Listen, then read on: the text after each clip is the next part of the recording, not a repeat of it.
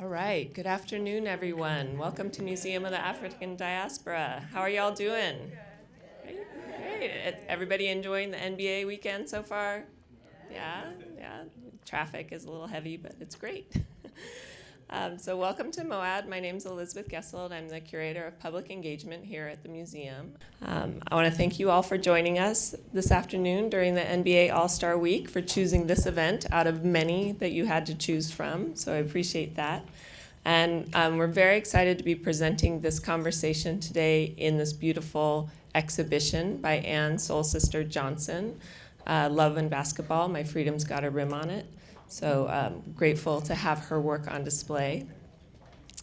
I also want to shout out all of our Black History Month supporters, the Golden State Warriors, Umpqua Bank, Yerba Buena Partnership, SF Office of Workforce and Economic Development, and especially Melinda M. Hightower for sponsoring all our Love and Basketball exhibition and programming this month. So thank you to all of our sponsors.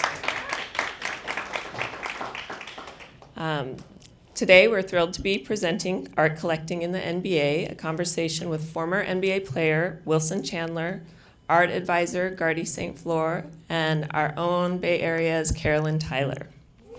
Woo. I'm blocking her. Wilson Chandler is a versatile professional whose career spans from the NBA courts to the world of real estate, investment, and community development. Known for his athletic prowess and strategic thinking on the basketball court, Wilson has successfully transitioned from being a respected NBA player to an influential figure in real estate and community investment.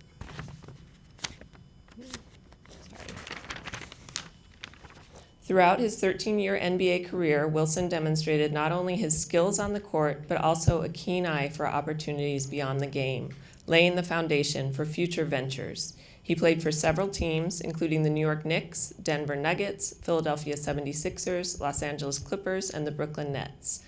As Wilson continues to build his post-NBA career, his journey serves as an inspiration to aspiring investors and athletes alike, showcasing the potential for successful transitions from professional sports to business and community development. We also have Gardy St. Fleur. He is a Haitian-born, Brooklyn-based art advisor and collector who founded St. Fleur in 2014. Vanity Fair referred to him as the NBA's go-to art advisor, as a number of basketball superstars are included among his clientele.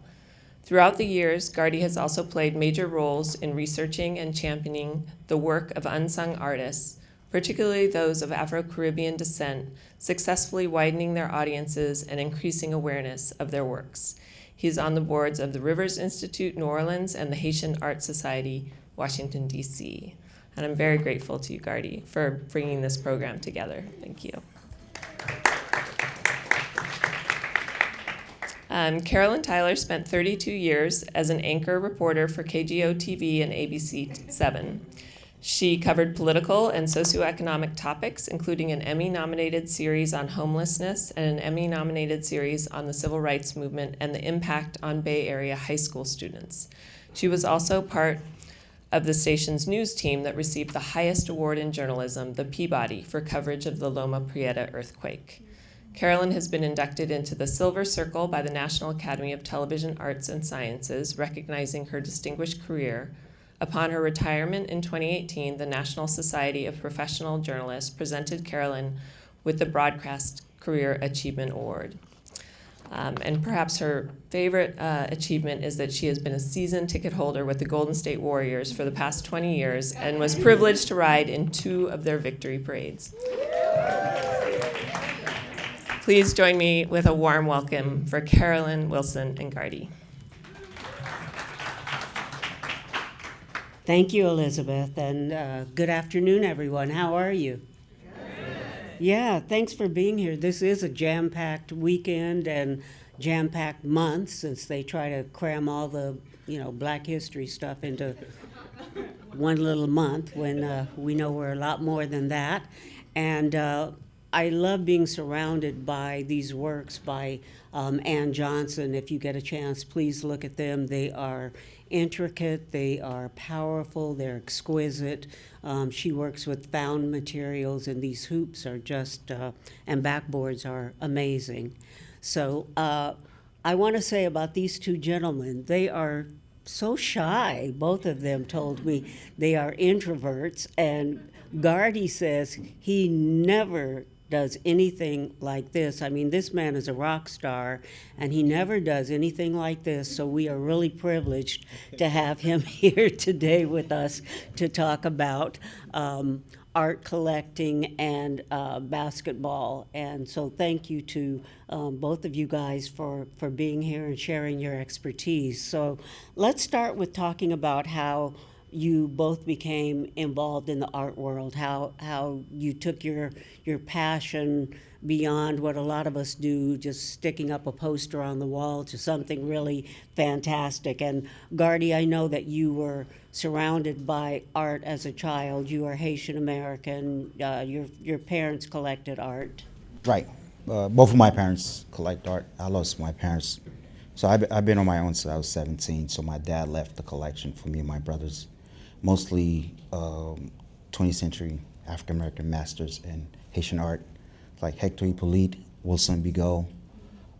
So the only thing I did, I just add more into the collection. So I've been collecting personally since I was 14. Yeah. And Wilson, you told me that you got started with a girlfriend. You know, we always are trying to do a little something with our men, so a girlfriend got you into it. Yeah, I was dating a young lady, and I was in New York, and we had a mutual friend by the name of Rocky. He invited us to an exhibition for a new museum, so that's how I originally got into it. Sounds good. Yeah. And so, Gardy, how did you were born in New York, raised in New No, York? I was born in Haiti. My dad was murdered in Haiti, so my family left Haiti and moved to Paris. My mom came to New York to study at Columbia University, and then my mom passed away. So been on my own since I was 17 in New York. I came to New York when I was like, what, 7? So, and my mom passed away when I first year in college, 17, and then it was just, I had just to figure it out. So New York's pretty much built me, yeah. So, how did you connect with basketball players? Because So, you know, I'm not sure, but New York is a city for like hoopers, right? Where West Fourth, Rucker Park, Dykeman, that's where like, if you're from New York, I grew up, I used to ride my bike from Brooklyn to the Bronx, just to like, to the Yankee Stadium with my friends. So, and I grew up around like Rucker Park, Dykeman, and like West Fourth. So as a kid, I would just go up there. But I wanted to be either a president of a record label or run a record label or an NBA agent, right? Work in basketball. So I got an internship at Nike at first in the basketball department at Nike. So that sort of like helped me connect with basketball agents. I have friends that became agents as well. So the relationship with basketball was just like all natural for me. Yeah. That's how it started. And you are now, as Elizabeth said in your introduction, considered a go-to art person for the NBA. So you are technically an advisor, but you see your role as much more than that, which is what I like, that you are an educator, you are a researcher, you don't just tell athletes buy this, buy that. You want them to understand what they're purchasing and what the art world is all about. Yeah, it's interesting. You know, I remember this Vanity Fair because it's interesting. I don't talk to people, right? My business is private. I have business over 10 years. There's no website. There's no. I kept true to the practice, right? To the work of just let's focus on the artist. I'm not trying to be a star. So my first press came from an NBA player who was just like, yo, you got to talk to Gardy. You got to talk to Gardy. You got to talk to Gardy. And I remember the reporter reached out to me. So I'm trying to find you online. There's no information about you. And it was never about that. It's just that the players are the one that started promoting me. It's like, you got to talk to Gardy. You got to talk to Gardy. You got to talk to Gardy. Because my work was never about I'm gonna use players to publicize my business because I don't do it for that, right? It was more personal and spiritual for me. It was just like I'm gonna take these guys on a journey with me on the research. So it's not just art advisory. It's just I'm in a research company where we research the artists, we research artists that's been overlooked as well, and built relationship and brought the guys in the journey with me. So it's not just, hey, I'm gonna tell you to buy this. It's a journey. But what does that journey entail? I mean, you take them to events like Art Basel, and you take them into collectors' homes. I mean, elaborate on exactly what your role is. It's a journey where the journey is the relationship. I'm always interested in the players to know why does artists create, right? So it's a journey for players. Not you can see the object, right? We all see the object, but I'm interested in the process a lot. So it's bringing them to the journey of the process, bringing them to the journey of understanding. Because it was never fair for a guy to just been playing basketball his whole life, and people just like, hey, you should buy this. So I was more interested in, it's like, I'm not interested in telling players to buy this. I'm more interested in telling players, understand this. So it's a different approach for me because, you don't know what this guy go through, right? Because he's been playing the discipline to play, and he makes money, and everybody think that was easy to get there. So I'm more interested in it, like, you don't know his journey. You don't know the hard work behind that. So let's approach things a little different. So building a relationship with a player is more understanding the journey. And then once you're comfortable, start buying, you feel comfortable to buy. So that's how it started with me. Mm-hmm. And so, Wilson, how has Gardy helped you on your role? Because you are quite the collector. And you were collecting before you hooked up with him. But how did he enhance that experience? I think my experience with Gardy has been great because just being able to sit down, have you read this book? Do you know this artist? Let's go to a studio visit. Let's sit down, let's read different books and articles on different artists. Let's learn about this. Let's learn about your likes and your dislikes, what you like as a person, your experience with art and just dealing with the industry, with gatekeeping and stuff like that. So I think just the learning experience with him has been the best thing. I've known him 8 years now, 9 years now. And like the first 5-6 years, we never did any business together. It was all learning and just kind of getting to know one another. So. And that's what I like because, or what I think is important, because you're not just trying to make a quick buck. You are taking them into collectors' homes, you're taking them into artist studios, you're taking them to the galleries, you're even taking them, if they're in Europe, you're saying, let's go to the museums, let's look. So you're helping to get them to a point where they can actually buy with confidence. Exactly. So I never care about, like, I know money is great to make. I know how to make money, so it's never about money. I'm not driven by money because I think if you're really good at what you do, you're always going to make money. And I think I do pretty well for myself where it's being true to myself, right? Being true to what I'm passionate about. Being true to building a relationship that's personal, not transactional, right? So those are the things that makes me who I am. And when you're buying, Wilson, are you looking at what you're passionate about or what you think will make a good investment, or do both of those things come into play? For me, investment is kind of non-existent. That's like the cherry on top. It's more so the story and the history behind the works. Is also getting to know each artist, what they've been through, how they look at the world, what got them into art, and just how it makes me feel as a person. Because I know an artist can look at a piece that he's doing and have a feeling or a subject matter, but I might feel totally different seeing that piece if I don't, know what that artist is thinking. So it's just kind of knowing that artist, getting to know them, the subject matter behind it, and just how it makes me feel as a person. And if it happens to grow in value and becomes an asset, that's great too. But if not, I want to be able to enjoy looking at it and feel good about it. So. In your home, Yeah, sure. yeah, definitely. Yes. So you guys have so much money. These professional ballers have all this dough, and so I'm wondering, Gardy, how you advise them about impulse buys. You know, I'm thinking about the $6 million banana.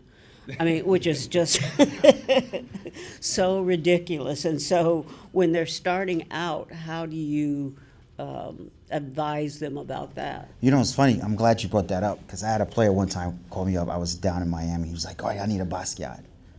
He's like, "Yo, I need a Basquiat." He's just like, "Yo, he's like, I want to There was one for $8 million. He's like, "I want to buy that one." I'm like, "Dude, you're not there yet." You could have to, but you're not there yet. You got to graduate to understand what value like in the Basquiat, like time frames. And so I'm like, you're not there yet. And it's interesting because we end up buying a great work at an auction at Christie's for way less. So I do tell them like, no, you're not there yet. Take your time. You don't buy art right now.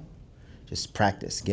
See art as much as possible until you're comfortable, and then that's when you start engaging. Wilson, did you ever buy a piece that you regret? Buyer's remorse? Yeah. My first couple pieces were gifts, but after that, just not having the access and kind of dealing with galleries and stuff like that, I had to buy pieces that I really didn't want just to get access to other artists. So I have about 6 or 7 pieces that I kind of regret in a sense, but when I look back at it, it's kind of like a learning experience. So I appreciate those works as well. Well, you can always gift them. Right. So I heard one art advisor say, you don't buy a collection, you build a collection. Your thoughts, Gardy? I agree. You built, and the collection is part of your journey of life, right? It's part of the journey. It's part of, because you're not just buying art, you're archiving history, right? Where that's the most important thing, where you storytelling, right? And you sharing it with the world, you sharing it with your family. So a collection is more than just buying things. You know, I'm not, Wilson, you've been to my place. You see, I'm like archiving, like storytelling. I'm going back to like female artists from the 40s in the Caribbean it's been overlooked. I'm interested in why these stories happen, why these artists never got the recognition. And how do I bring that story in the forefront? And how do I build a community, a collective that could help me build that story in the forefront? I don't even know how you have wall space. I saw the article either in the New York Times or Vanity Fair, and it's just like every inch. Yeah, I have my home, I have office as well, and I have art storages as well. So, yeah. So how important is it to you that the black basketball players buy black art as opposed to, let's say, a Banksy or a Warhol or something like that, or do you leave it up to them? I know you probably... No, you know, it's important for us to archive and protect our history and our story, because if we don't support our community collectively, how is it gonna last, right? How is it gonna last for the next generation? So it's really important. Like, guys might like other things, but it's important to tell them, how do we protect our legacy and to pass it on to the next generation, because we're responsible for that. So I always tell them that, you know, it's good to, but it's important to collectively protect our artists, protect the artist market as well, contribute money to institutions like this, right, that's doing great storytelling. So how do we collectively, because, you know, for me now it's trying to get players to be more involved with like institution boards, right? Because I get them to collect now, that's fine, but now how do I get them to give back money and help institution makes like acquisitions and things like that? That's my next mission now. Mm-hmm. Yeah. And Wilson, you're supportive of black artists too? Yes, definitely. Like Gardy says, there's a history there, storytelling. My grandparents came from the South, and when we talk about history, we often talk about, you know, maybe the Harlem Renaissance, World War II or one, or, you know, whatever it may be. But there's history in art. You know, these guys, you know, have seen a lot. You know, they got stories to tell. So it's always great for us to protect that.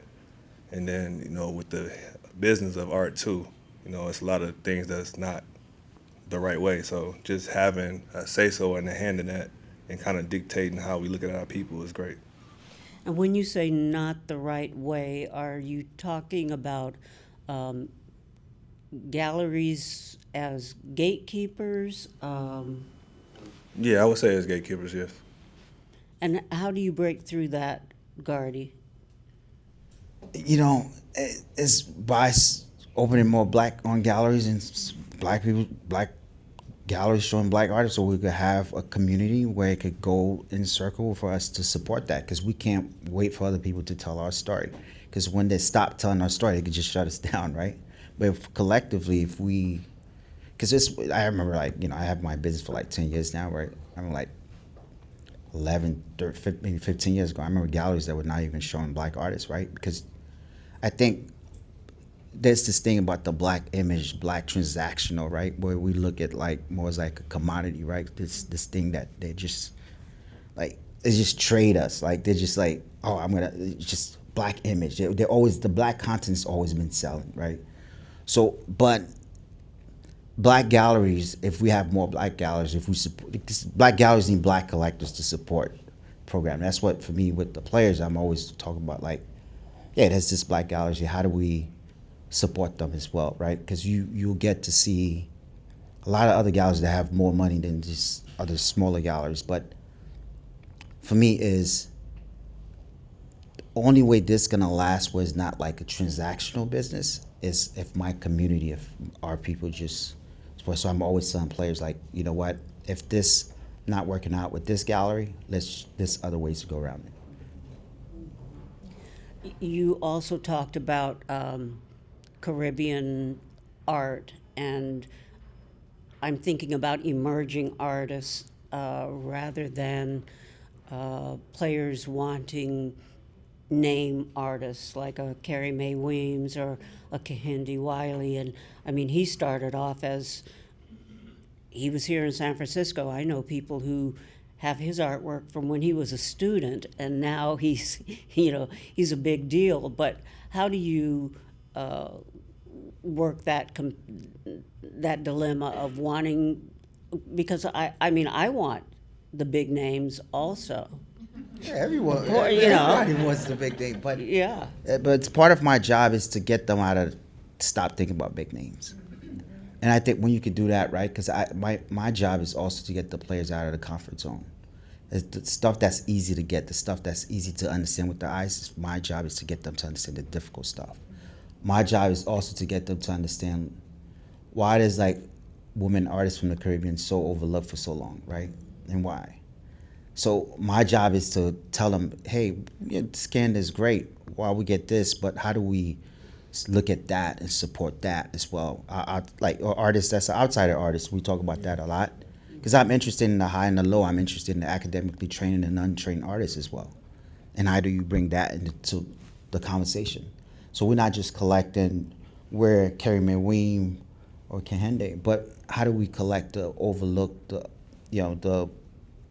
the system actually overlooked these artists for years. Like you look at the Caribbean artists, women from the 30s, 40s that works in the Caribbean that was making art around the same time frame as, like, you know, there's an artist I try to preserve her history. Her name is Luce Trenier.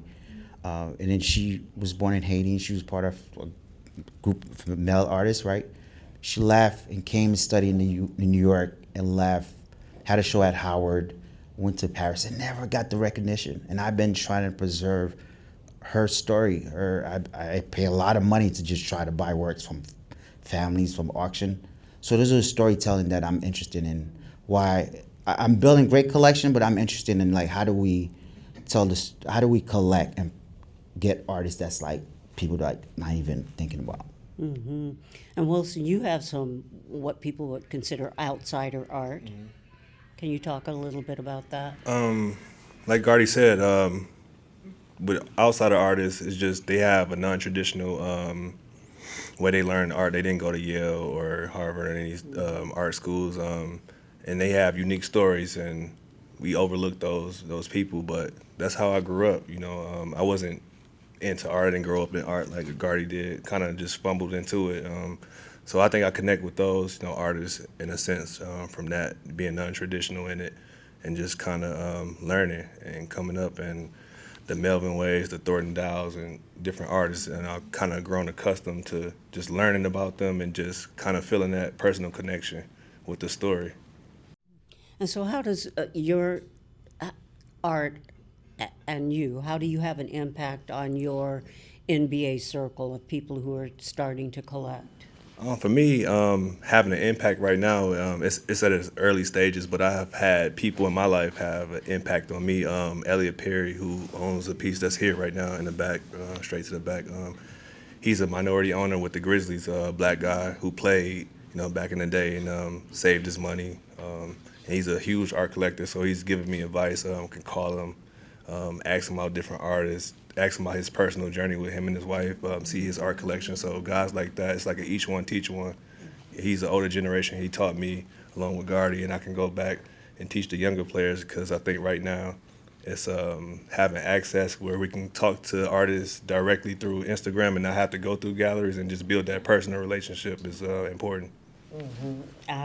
This is a quote, you can tell me if it's wrong, but I read that you said, some players' value systems are effed up. They're thinking of cars, clothes, houses, art, not so much.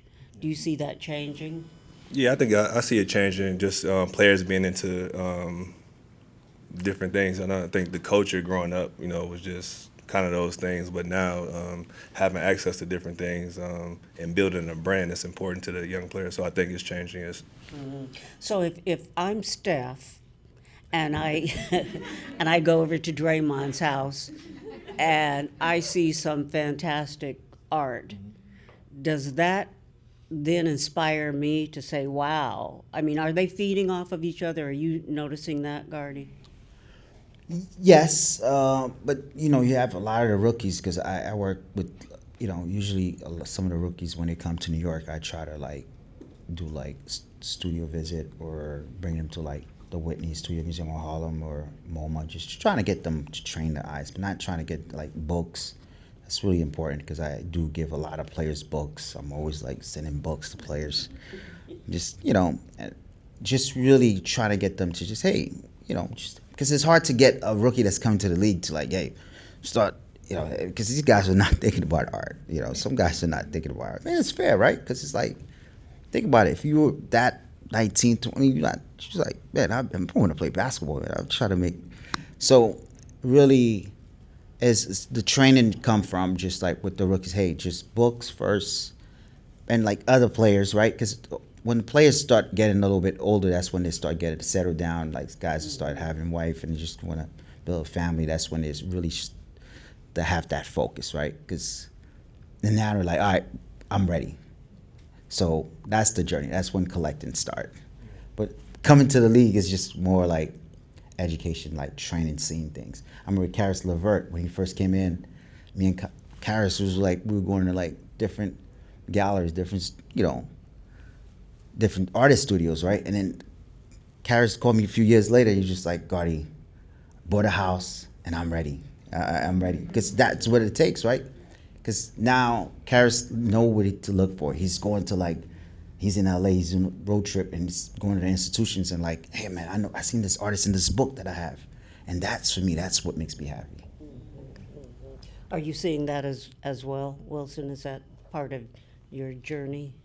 Yeah, definitely. I think the older you get, the more you learn yourself and what you like. But from my experience dealing with younger players, it's kind of that big brother thing, let me see what he's into, and just having casual conversation from a place of understanding what I've been through, what it took me to get to my thought process, what it took me to get to what I'm thinking now, and how I kind of look at the whole process of art. And I think if you just tell them from that experience, kind of what got me to this place, I think that's more important for me, just because we're similar. We spend more time around each other than we do our own families. Mm-hmm. So it's just kind of just like I said before, just is a each one teach one thing, and just kind of not putting the pressure, but just kind of just talking through it. It seems like the art world is waking up now to athletes and their buying power, and as I said, they're taste makers, they're cultural ambassadors, just like other celebrities, a Beyonce or Alicia Keys, people that buy paintings, buy art, important art. How do you keep them from being exploited really by people knowing now that this is a huge market and actively recruiting these guys now. Yeah, so yeah, you're right. You're right. Yes. Because I have players that would text me like or call me up. Because each players I work with directly, right? Where I don't. It's not I'm working with the agent or manager. Each players are like texting me or calling me directly. So a lot of my clients, you know. So I have guys who's like, Gardy, man, this person wants $500,000 for this, and I'm like, dude, like, but they're seeing the player as a transaction. They don't see the player as like, because they want him to see this object and just focus on buying this object, right? You're a transaction. You're not just, the gallery don't really care about you like that. They care about your money. Let's keep it real, right? So you're more of a transaction. So I tell players like, hey, you're not there yet. Because I have guys that's like, will call me up. It's like, can you, this like 700,000, like for this piece? I don't even have a cousin that have a crib. Like you telling me, so that, because they see you as a transaction. So I tell guys, no, you're not there yet. Just don't jump. Especially now, people just like trying to, you have all these auction houses that's trying to like access that, right? Yes. It's new money. It's just really trying to, how do I get this money off this one person? Because they don't see you as like a person. They see you as a like transact. They just see, how do I get this money off you? So you have smart players that's like, you know what? No, I'm not. I'm just gonna fall back. Not right now. But it's really is becoming. Players are getting much smarter too. Players are not just jumping into like they're really like going back home. Like, you know what? Let me just take my time with this. But people don't like players are making more money. It's public, right? But it's like a player's making this amount of money a season, so everybody's like, yo, if a guy's making 50 million or 60 million a season, they're like, yo, how do I get some of that money? That's what everybody's thinking about. Yeah. Yeah. I see now also that some of the sports teams are literally getting in the game. Somebody had an exhibit in the locker room. I don't know if it was. I know the Spurs now have an art curator. The Lakers have an initiative called In the Paint. So they are. Is that helping or hurting? That's helping, but the thing is, it's hard because you're trying to sell something, right? And you try and sell something to some, like where a lot of players don't, you could love the object, but a lot of them are interested in understanding the object, right? And that's what's hard because they know now it's just people trying to sell them something.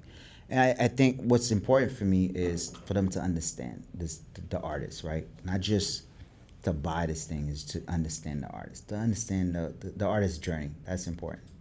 So I don't know how many players is buying from the locker room, because I have players that will take a picture and see an artist and like, Gardy, do you know this artist?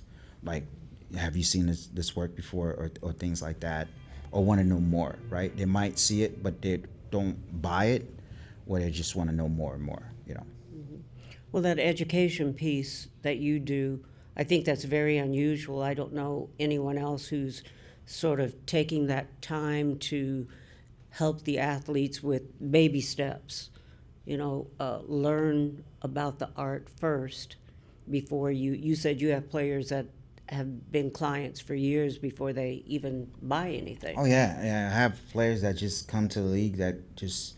I have players like a player like Jason Tatum. I watched him play when he was just in high school, getting into college, and just over the time, just like that training, the eyes were like players that just we've been at it for so long, just building relationship, just like really building a relationship. Like it becomes really personal. It becomes just, it's not just transactional. Because I never, I came from nothing. I came from a great family that loves me, but I been on my own since I was 17, so I'm very blessed. So it's really is about like, it's personal. It's really personal. It's a personal journey, because because I want the guys to make their own decision and also to like really have the confidence of like, whoa, I preserved this and I could talk about this and the story of this object. So it's not just an object that's in my home. It's this object that's have a story that came from somewhere. It means something.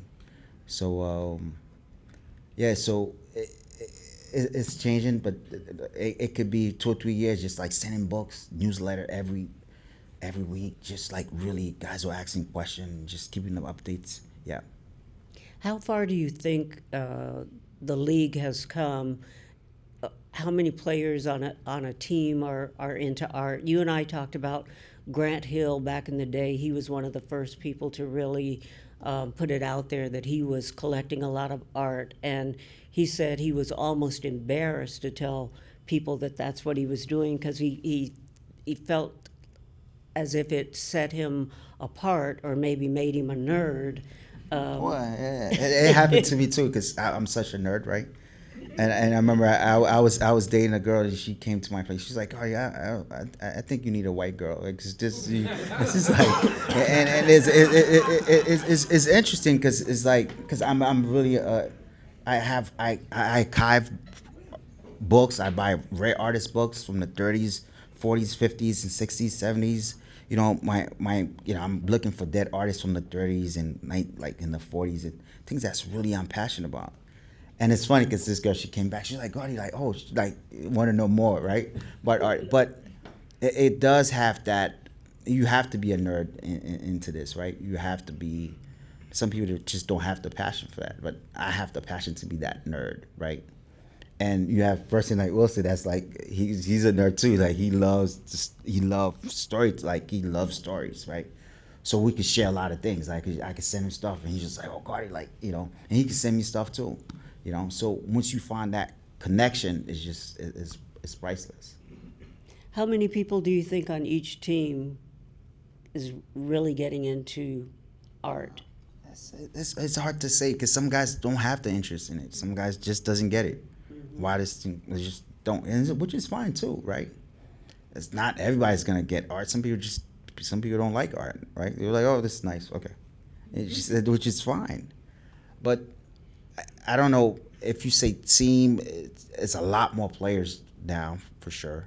Because I remember when it was so hard to like just get players to just, but there's a lot more now. Yeah. What do you think, Wilson? If I had to put a number on it, I probably would say maybe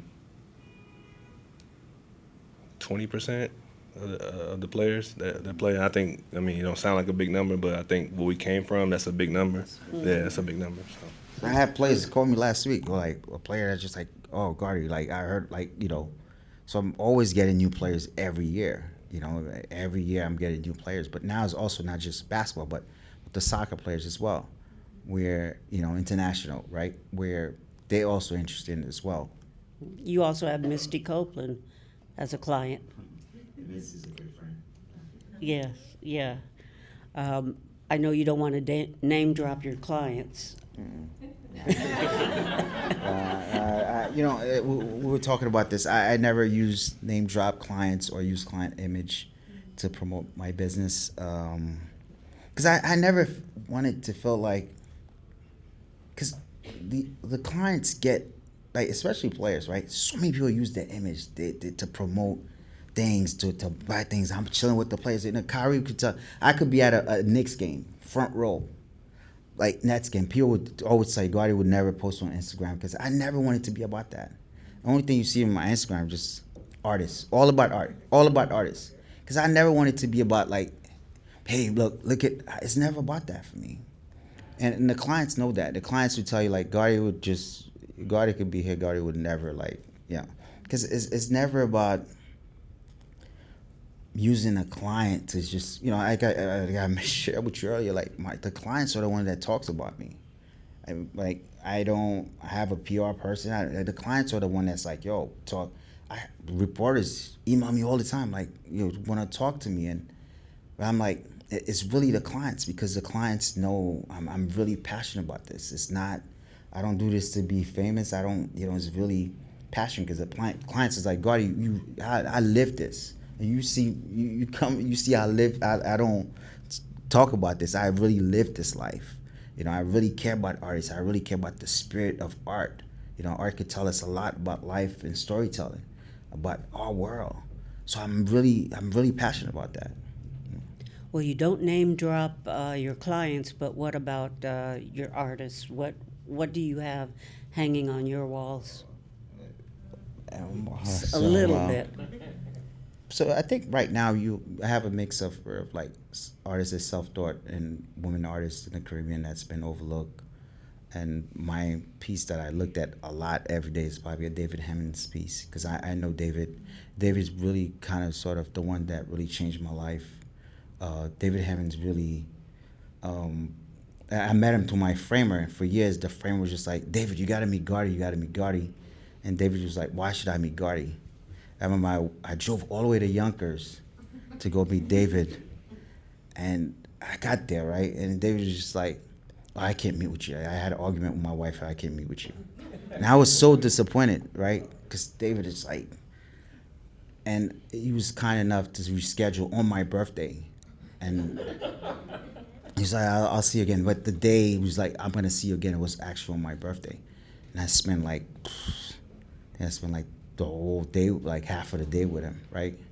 And David really helped me understand quite a bit about the world, art, the institutions, the Western world, the academically, like the non-trained artists, the self-taught, the spiritual artists, you know? So David really taught me like how to sort of like look for things. And David's like, all right, you know, this what's happening in this world now is that art is just like, because, you know, David, when you're around him, when you're around his studio, it's spiritual. It's spiritual. And he's just like, Gardy, man, these institutions, like, you know, America select the Negro. You know? Yeah. Wilson, who's on your wall? I think I name dropped a few artists earlier. Melvin Way, Thornton Dow, Tony Lewis, who I really love right now. He's a really good artist, abstract artist.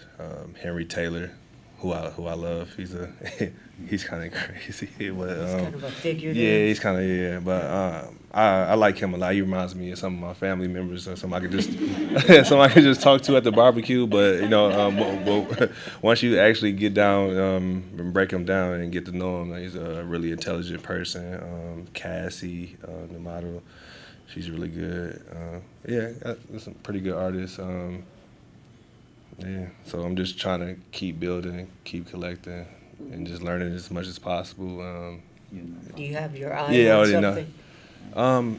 Yeah, it's a few pieces, but we were just talking about it yesterday. It's one piece. I mean, I'll never get it. I think it was sold like the first. But Henry Taylor did a piece, and it was the shopping mall that Nipsey Hussle built his clothing store at, and just the history behind that, just kind of how he did things illegally there and how he came from that to owning, you know, something in his neighborhood and just becoming who he was as a person, and just being close to him at that point, and he, you know, passing and still just having a legacy. I think that's a piece that I'm not seeing it. I wanted it, but you know, so I think that's always going to be the piece that I think about when people ask me. So. Because you're trying to build a legacy in your town of Detroit, so I guess that would. Yeah. So I actually live in Detroit, but I'm from a small town called Benton Harbor, Yes. and it's on the west side of the state. It's a town of 9,000 people, 98% black, and just no access to art. You know, just trying to build awareness there, and just, you know, giving access to kids outside of rap and outside of basketball. Just, you know, a different outlet, and just bringing resources there to teach and bring understanding, so and have a different outlet. So, for those of us who don't have $60 million to spend, give us some advice, Gardy, on how to I think the first get thing into is the market. money doesn't make you a great art collector. So that's the first thing. Don't think about 60 million. Like, somebody could have way less than that and build a great collection. My advice is to see as much art as possible. Don't buy art. Just see it, learn as much as possible. And once you're comfortable, that's when you start getting interested in art. Just don't go jump into buying art. just really train your eyes first. Yeah. I want to open it up to questions also from the audience, and you guys, for shy guys, you're spilling the tea over here. You're letting us know some things, so we really appreciate it. It seems like, Gardy, you build up your cred through word of mouth. Basically, you don't use your players. All word of mouth. I don't, what's meant for me is for me. I let the work speak for itself. My motto in life is to be, not to be seen. Do you have an outpost in Paris as well? Yes, most of my family lives there, so Paris is a market that I'm strengthening relationship there. Yeah. And where else? Africa, Senegal, Ghana, it's a place I have high interest in. Yeah. Okay. Questions? Thank you so much for taking the time to be here with us today. I love that you talked about this tension between gatekeeping and art collecting, but then also this sort of transactional element where people are trying to push art to you. Could you talk a little bit more about how gatekeeping has influenced where you go to acquire art, and what are some of the non-traditional sources outside of galleries that you're leveraging to connect and buy art? No, for me, the artist is always first, right? It's just, so, because I watch this right now where last year the market was a little bit soft, where a lot of artists were struggling. And, once the artists struggle, right, the galleries sort of like turn their back, sort of like, hey, you struggle, like the artists, you go figure it out. So, and I have a lot of artists that's with major galleries that reach out to me and say, Gardy, and for me, I'm always trying to help, like, as much as I can. So always supporting the artist first for me, that's my motto. And I buy from auction. There's like small auction houses that I purchase work from.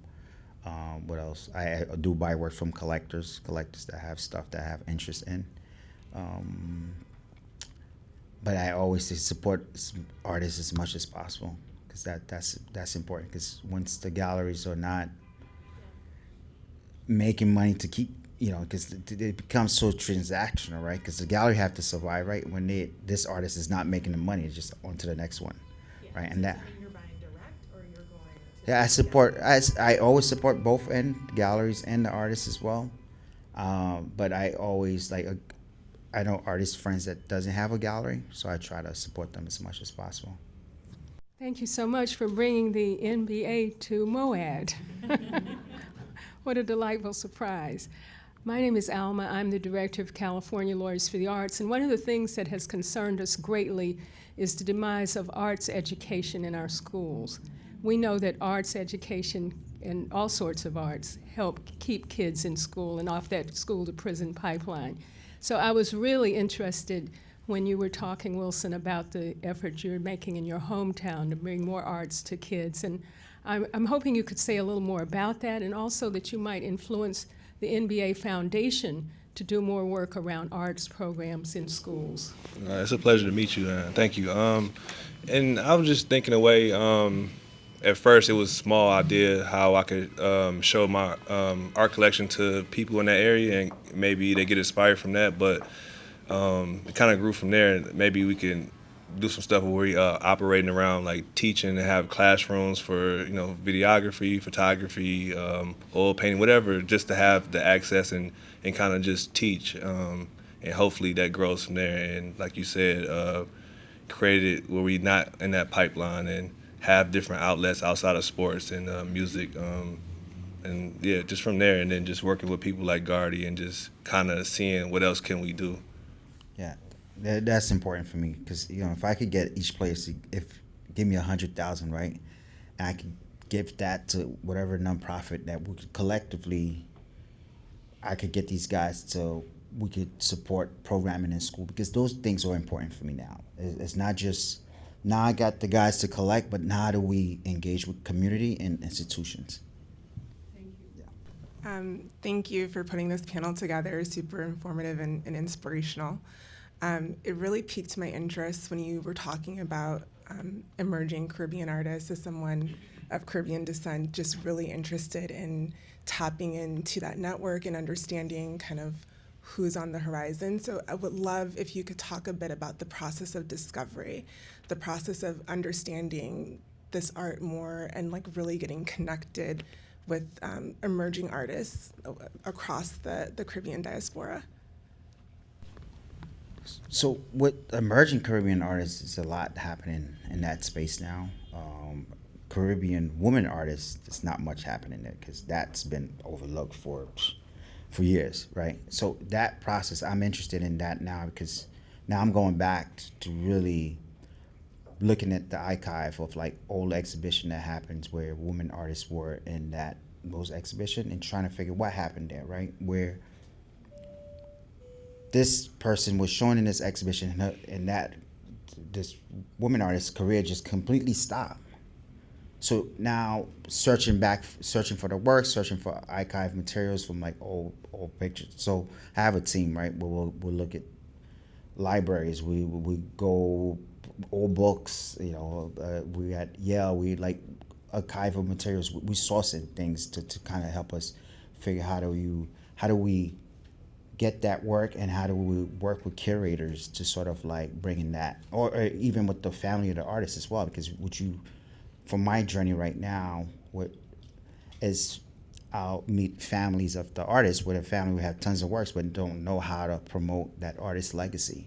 How do we collaborate with them and really bring their parents or grandparents to the forefront? Yeah. I was wondering if you could give us the names of some of the galleries that you think are good in terms of black art, whether in whatever city, New York or Los Angeles or whatever. And secondly, I'm also curious as to how you steer people or introduce people to art other than paintings, whether it's ceramics or sculpture or abstract versus representational art, whatever. I love that question because that's a great question because it's to get them out the comfort zone. So I'm always interested in making them understand conceptual art like ceramic or works that's like very abstract, because those works are important and those works needs more educational, right? So I'm always sharing books, videos, and get to meet the artists as well. That's important. I always try to tell players to make time to meet the artists. As far as like galleries, I have a whole list. I'd get your email and have that sent over to you. Yeah. Good afternoon. My name is Mount Allen, and I bring regrets for the moment from Kevin Lloyd, who is the son of Earl Lloyd, who's the first NBA player. And he was supposed to be with me today, but just got caught up in all the activities. But I also represent SF Jazz. And my concern is I hear this parallel. It's like I just hear this parallel between what you're up to and what jazz is up to in terms of trying to have the culture, get into the culture, right? To have jazz become more of a part of it. The education piece, how we have our kids become more aware of it. And one of my greatest concerns is that, to some degree, I think you mentioned about academic versus, like in the neighborhood, learning about music or learning about art. I'm concerned that we're losing control of our art, and that especially as it comes to jazz, and especially as it relates to the music business, how so many of our greatest artists no longer have control of their work, and how the culture in general is taking jazz in particular in a direction that doesn't always reflect what the culture is all about or has been about, which is another question in itself. I'm also very concerned about this new emerging environment that we're in and what the impact on art in general is, when sometimes it's even dangerous to say ethnicity. So all that, just wondering your opinions. We should definitely go grab coffee or lunch for sure, because I have a lot in common with you, and really, so that's how do you start? Because you so much topics you touched. It's, you know, it's interesting because you make me start thinking about Miles Davis when you talk about jazz, because Miles used to paint, right? And I'm trying to work with the state right now to really collab on just bringing that to the forefront and bringing that to a broader audience, the music and the painting aspects of things, right? So we could talk. Firstly, I would love to sit down with you to have some ideas I want to share as well.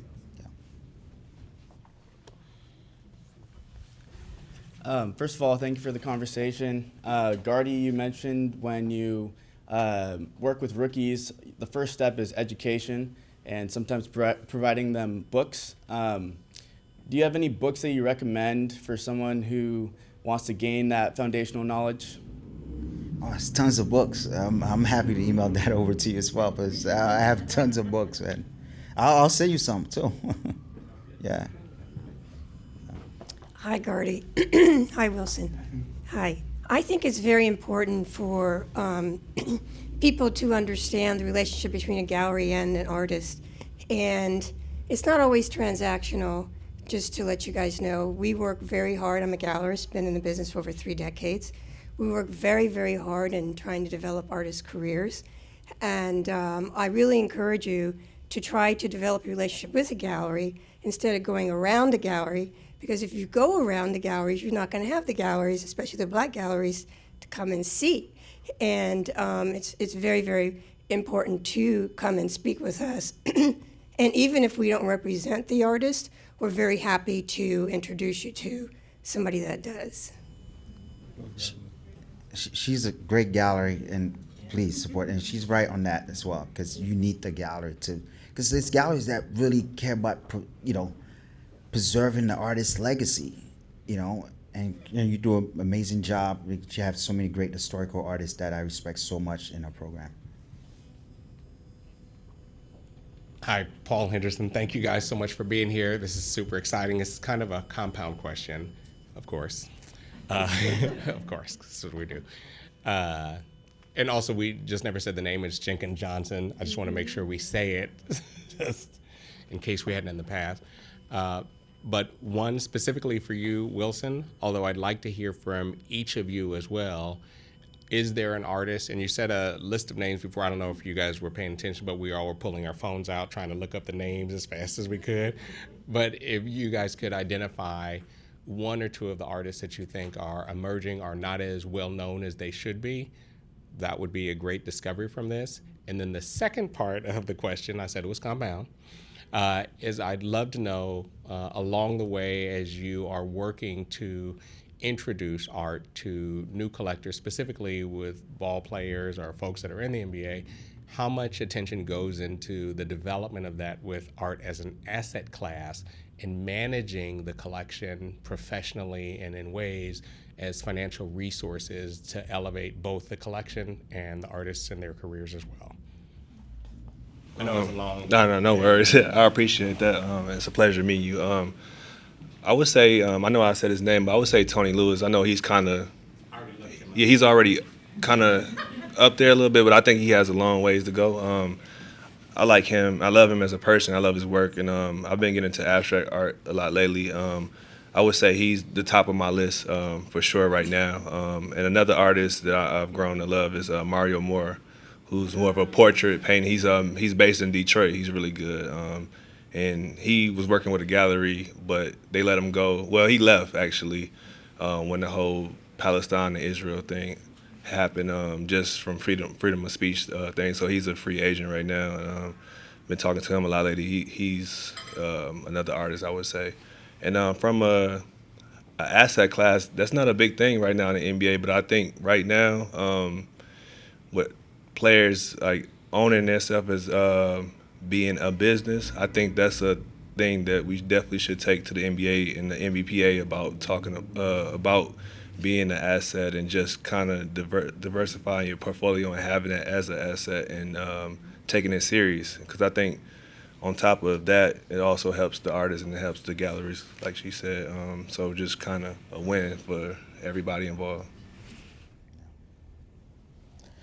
Yeah, asset class. I don't, I don't think, players, if appreciate, but I don't think, I don't see no players ever call me trying to flip art or trying like, hey,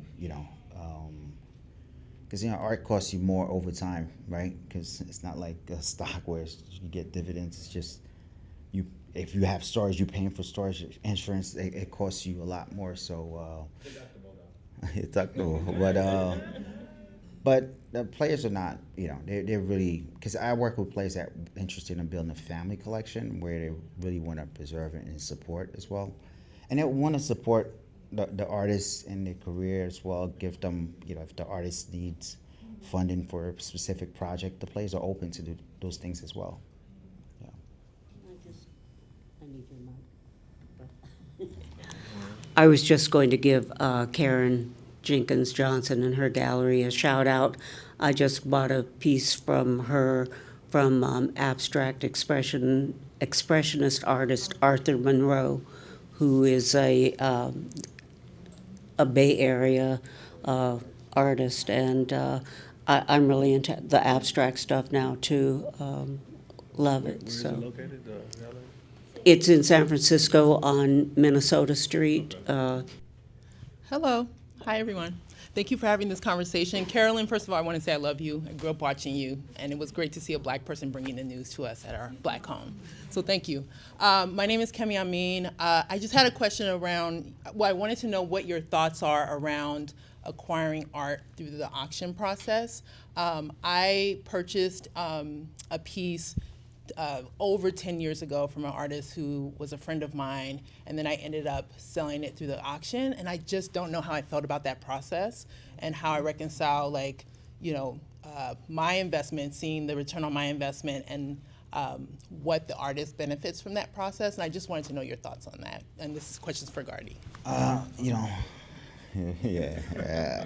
don't. Yeah, if the artist not benefit from that pissed me off, right? And I don't think if you guys know this website called Black Art Auction, and I was trying to buy the website or trying to buy from the guy that owns it, right? It's not a Black person that owns it, and I've been trying to buy it from him for years, but the auction, the artist not that I'm not for that. I felt like the artists create something, they deserve the rights to participate in whatever happens next. Yeah. Hi, thanks for having this event.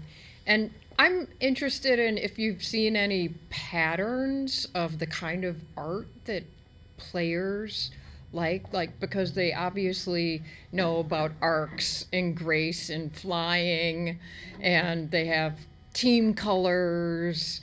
Does any of that ever get into whether what you buy Wilson or what you see?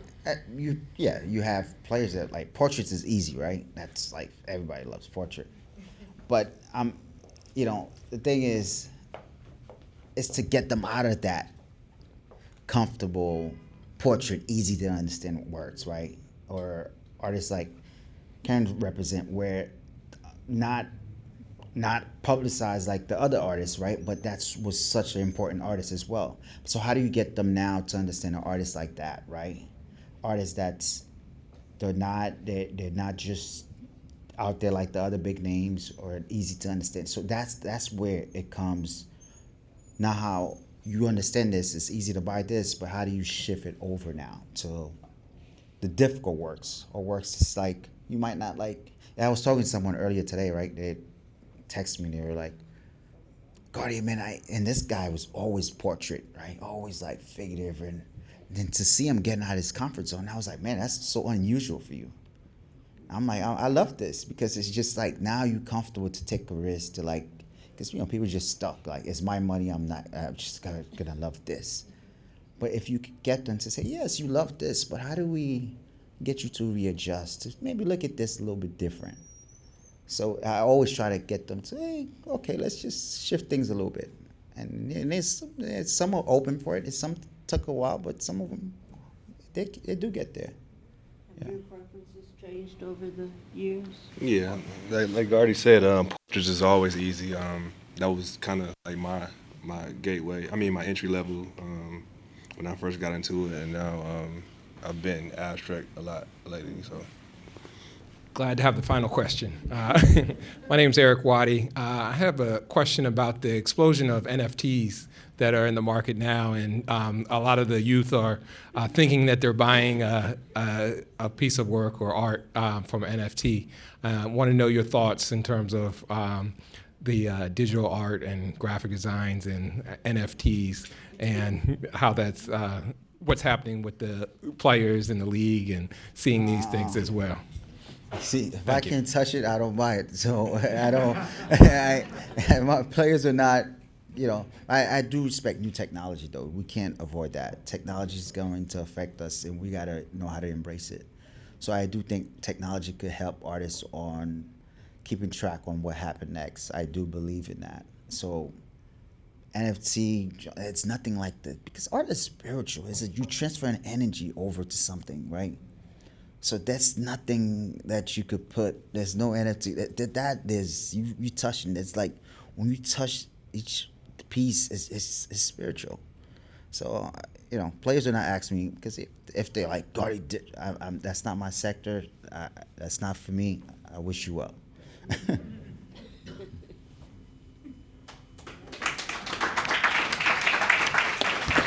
So again, let's thank Wilson Chandler, Gardy Fleur,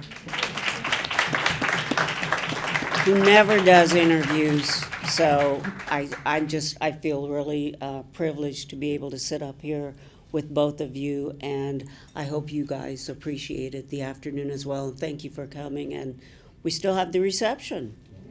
All right. So yeah, please give it up again for Carolyn, Wilson, and Gardy.